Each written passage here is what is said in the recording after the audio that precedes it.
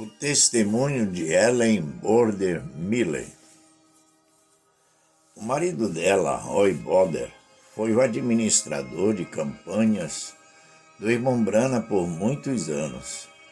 Ele faleceu em 18 de julho de 1982. Mesmo que eu tivesse ouvido falar dele desde 1954, quando teve reuniões em Santa Cruz, Califórnia, não há gravações desses cultos. Não ouvi o irmão Branham falar pessoalmente até 1957, quando ele veio a Oakland. Eu era associado a um grupo que fazia parte do movimento da chuva tardia, mas naquele período da minha vida eu estava praticamente à deriva, espiritualmente falando. As reuniões de Oakland foram feitas no auditório municipal e foi patrocinada por dois amigos, Roy Border e Stanley Johnson.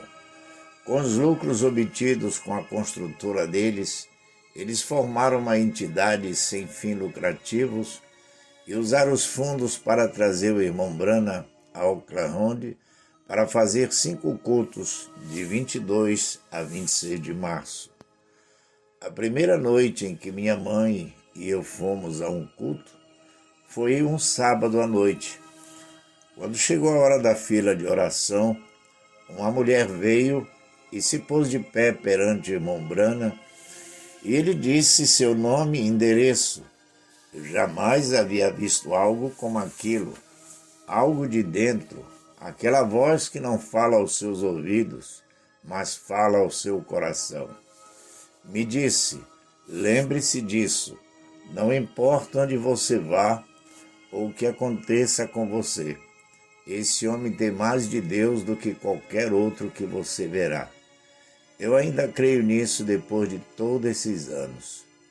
Voltamos no dia seguinte para o culto de domingo à tarde.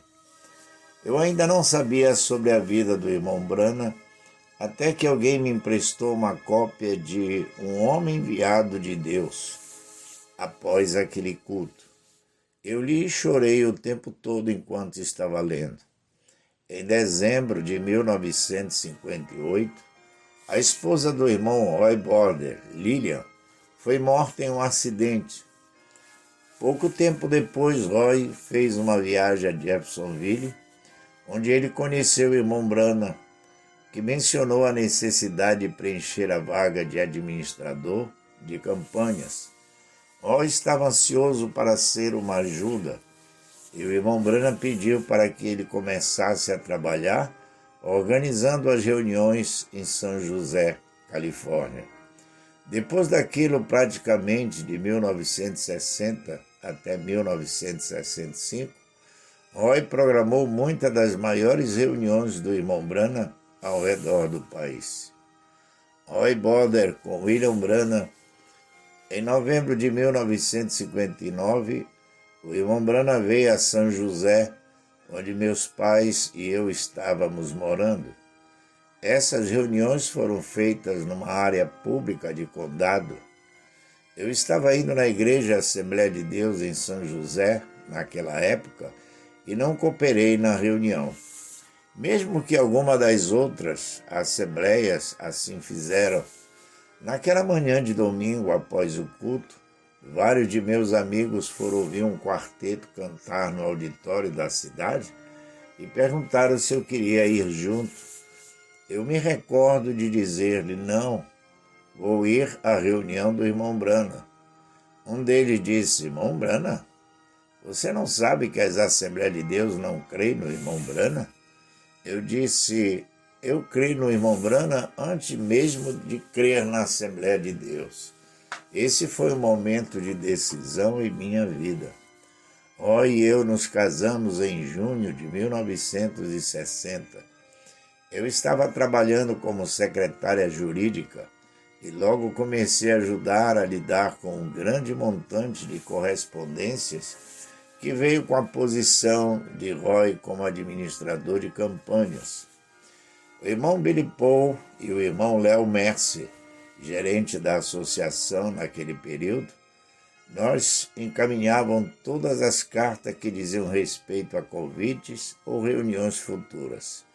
Aquilo envolvia um imenso número de pedidos, desde uma noite em uma pequena igreja a uma grande excursão em vários estados. Bombrana gostava que cada convite fosse analisado de uma maneira. Sempre que possível, ele queria que as reuniões fossem um esforço mútuo, patrocinado pelas igrejas do Evangelho Completo e pentecostais da área. Uma vez, um certo local foi colocado na lista de possibilidades. Depois, Royce fazia o que ele chamava de montagem antes de marcar uma reunião. Ele convidava todos os ministros do Evangelho Completo da cidade que estava sendo cogitada para um jantar. E naquela reunião, ele fazia uma sessão de perguntas e respostas. Ele também falava com eles sobre como era a estrutura da reunião. Normalmente havia de 10 a 50 pastores patrocinando e cooperando em uma reunião. Lembro de uma dessas sessões em Yakima, Washington, em que um dos ministros disse a Roy: "Conte-me um pouco sobre o irmão Branham. Ele tem alguma particularidade?" Roy respondeu: "Bem, vejamos. Quando ele nasceu, uma coluna de fogo apareceu sobre a cama onde ele estava deitado. O Senhor falou com ele em um redemoinho quando ele era só um garoto. A coluna de fogo veio novamente durante um culto batismal à beira do rio em 1933. E ele continuou falando várias coisas como essas. Depois ele disse: "Creio que isso basta. Sim, ele é muito peculiar." Aquilo mudou a atmosfera, e quando as reuniões em Yakima estavam sendo feitas, eles tiveram a cooperação total dos pastores. Em 1961, Roy e eu estávamos em Jeffersonville, onde ele teve uma séria complicação em seu coração. Naquela época eu estava trabalhando em um escritório de advocacia em Louisville, e em uma tarde a esposa do irmão Jenny Gould, irmã Connie, veio me buscar no trabalho, o que normalmente Roy teria feito. Quando cheguei em casa, havia um médico ao lado da cama de meu esposo, e ele me disse que o coração de Roy estava parando. Eu perguntei: "Alguém ligou para o irmão Branham?" Alguém ligou e ele chegou imediatamente. Entrou no quarto, foi diretamente onde Roy estava deitado e disse: "Satanás, eu me recuso a deixar você tomar meu irmão." Roy não conseguia falar, mas lágrimas caíam de seus olhos, as quais rolavam para trás da sua cabeça. Para o resto de nós, o irmão Branham disse: "Agora fiquemos todos de joelho e oremos." Quando o irmão Branham levantou da oração, ele se virou para sair e eu o acompanhei até a porta. O cumprimentei e agradeci por vir. Quando voltei ao quarto, Roy estava sentado. Ele disse: "Você pode pegar algo para eu comer?" Na manhã seguinte, ele me levou ao trabalho normalmente. Você não se esquece de coisas assim. Estávamos em Phoenix com o irmão Branham para uma reunião e ele veio até nosso quarto de hotel para conversar. Roy lhe perguntou se deveria fazer uma cirurgia no coração. Sei que esse é um assunto controverso no meio de muitos que seguem os ensinamentos do irmão Branham, mas vou contar exatamente o que ele disse a Roy. Ele disse: "Irmão Roy, eu não posso lhe dizer se você deveria passar por uma cirurgia no coração, mas posso dizer-lhe o seguinte: na visão da tenda, não estou 100% disso, mas até onde me lembro, creio de todo o meu coração que o homem que vi e falava gentilmente, que disse: agora, enquanto o irmão Branham descansa, chamaremos a fila de oração. Creio de todo o coração que era você." Imediatamente senti que tal posição se assemelhava a personalidade de Roy. Depois o irmão Branham lhe contou: se aquele fosse você, não há absolutamente nada que possa impedir aquilo de acontecer. Não contei isso para mais de meia dúzia de pessoas, mas ele disse que aquilo estava ali e eu ouvi. Somente quero ser fiel. Roy começou a publicar oficialmente as publicações da palavra falada em fevereiro de 1966. No entanto, eu tinha comissão do irmão Branham para começar a transcrever os 7 selos em 1964. Ele disse que sua intenção era produzir outro livro da mesma maneira que o irmão Livesey estava fazendo uma exposição das 7 eras da igreja. Levamos conosco uma máquina de escrever em uma viagem ao sul por Texas, Louisiana, Mississippi, Alabama e Flórida, para que pudéssemos trabalhar enquanto viajamos.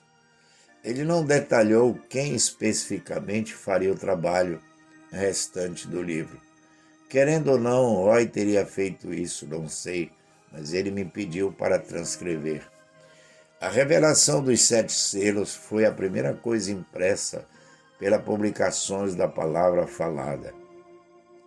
Depois que o irmão Branham se foi, sentamos e trabalhamos por um tempo no livro, mas escolhemos começar com o sermão Comunhão, o último sermão que ele pregou.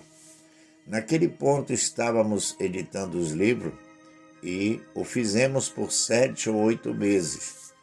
Depois Roy começou a editar da maneira mais simples possível, para que fosse o mais literal possível.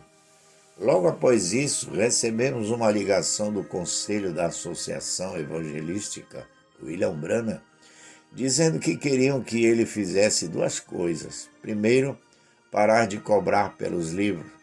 Estávamos cobrando 25 centavos por cópia. Segundo, parar com toda a edição e assim imprimir cada sermão exatamente da forma que foi falado. Começamos a fazer isso imediatamente. Havia vezes que o irmão Branham olhava em minha vida e via coisas que me dizia coisas que nenhuma outra pessoa na terra além de mim sabia.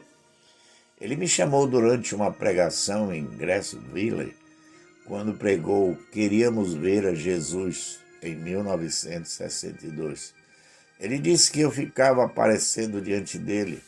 Ele finalmente se virou para Roy e disse: não há nada de errado com sua esposa, ah? Depois ele disse: agora vejo o que é.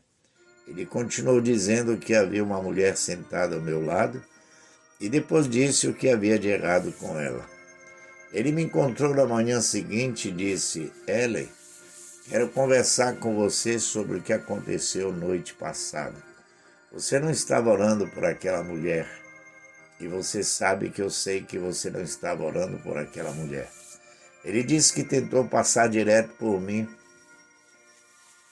porque não gostava de chamar as pessoas que conhecia. Ele disse: mas eu tive que chamá-la, porque não consegui passar por cima, por baixo ou ao seu redor. Aquilo me prendeu ali, aquilo me parou bem ali, e você sabe que eu sei o que você quer. Eu disse: sim, Senhor. Ele disse: você quer um bebê. Então ele falou a coisa mais dura que já me disse. Ele me olhou nos olhos e disse: irmã Boder, não vejo um bebê para você. Eu disse a ele: irmão Branham, está tudo bem. Vou ter um bebê de qualquer maneira, porque da última vez que o Senhor me serviu a comunhão no tabernáculo, eu peguei aquilo e disse: eu tomo desta comunhão, para que eu possa ter uma criança. Ele nunca disse mais nada sobre aquilo para mim. Em 1965, Roy estava construindo um escritório particular na casa do irmão Branham em Tucson, e um dia ele disse: irmão Branham, agora Ellen quer adotar um bebê. O irmão Branham respondeu: creio que essa pode ser a solução. Trouxemos nosso filho para casa, Stephen, quando ele tinha 4 dias de idade. 2 meses depois, fomos à última campanha de reuniões que o irmão Branham fez de uma Arizona, até Covina, Califórnia. No dia 8 de dezembro de 1965, tomamos café da manhã com ele e ele me disse: posso apostar que você está feliz agora e que agora que você adotou um, provavelmente dará luz a outro. Com o passar dos anos, tive mais 2 filhos, Samuel e Ana. Em 1981, o irmão José Brana me pediu para trabalhar na então recém-formada Gravações A Voz de Deus. Dentro de 1 ano fiquei viúva, mas o Senhor já tinha preparado uma maneira para eu poder criar meus filhos. Continuo trabalhando para a Voz de Deus desde então. Todos escolhem dar suas vidas em prol de algo. Escolher dar minha vida em prol desta mensagem. Amém. Que Deus vos abençoe.